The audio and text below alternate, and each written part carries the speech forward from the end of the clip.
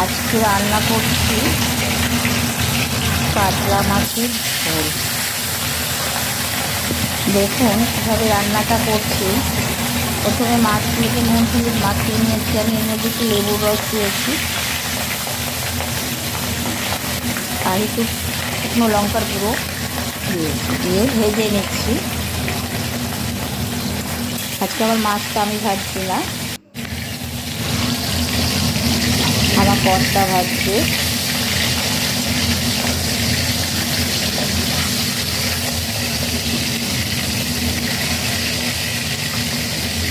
উল্টে পাল্টে নিয়ে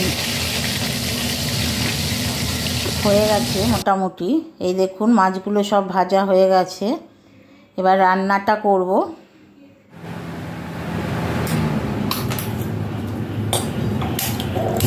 ওই মাছের তেলে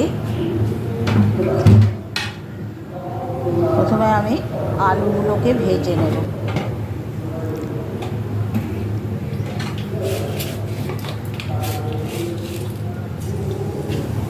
একটু গোটা জিরে দিয়ে দিলাম। এবার আমি আলুগুলো দিয়ে দিচ্ছি।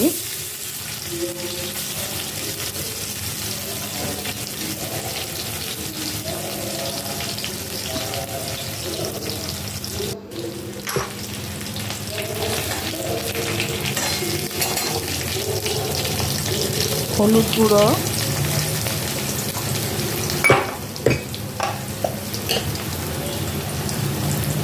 লবণ,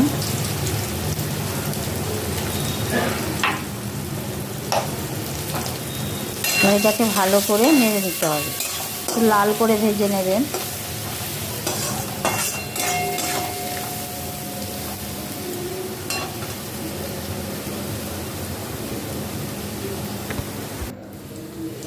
এবার আমি একটা পেস্ট করে নিচ্ছি।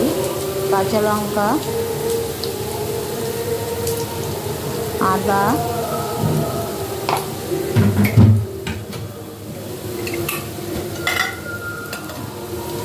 জিরের গুঁড়ো,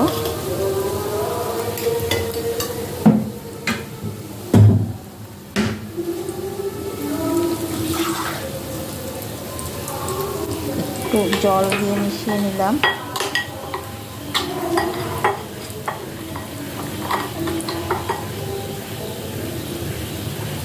একটু হলুদ দিয়ে দিচ্ছি।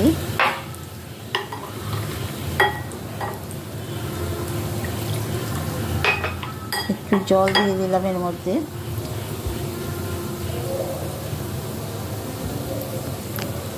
একটু টমেটো দেব। ভাজা হয়ে গেছে আলুগুলো।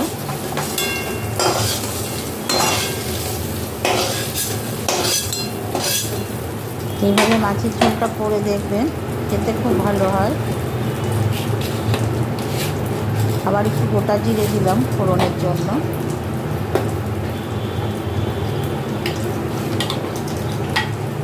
এটা অ্যাকচুয়ালি জিরে বাটার ঝোল।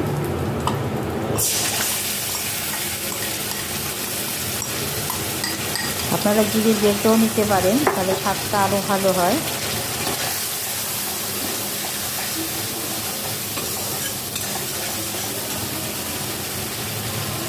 এটা তেল ছাড়া পর্যন্ত করতে হবে।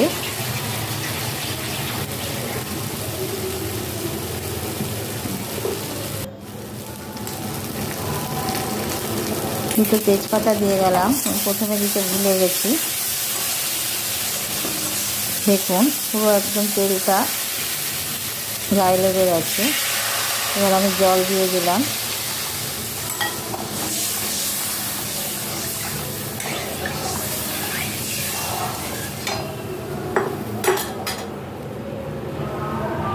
একটু ঢেকে দেব। ফুটে গেছে দেখুন। এবার আমি মাছগুলো আর আলুগুলো দিয়ে দেব।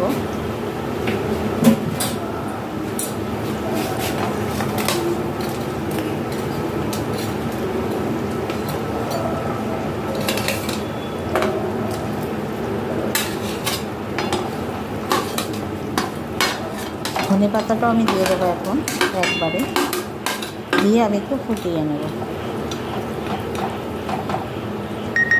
এটা জিরে বাটা দিয়ে কাতলা মাছের ঝোল, একবার এভাবে খেয়ে দেখবেন।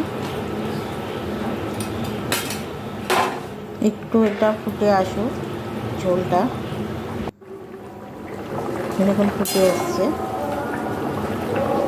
হয়ে গেছে আমার, আলু সেদ্ধ হয়ে গেছে।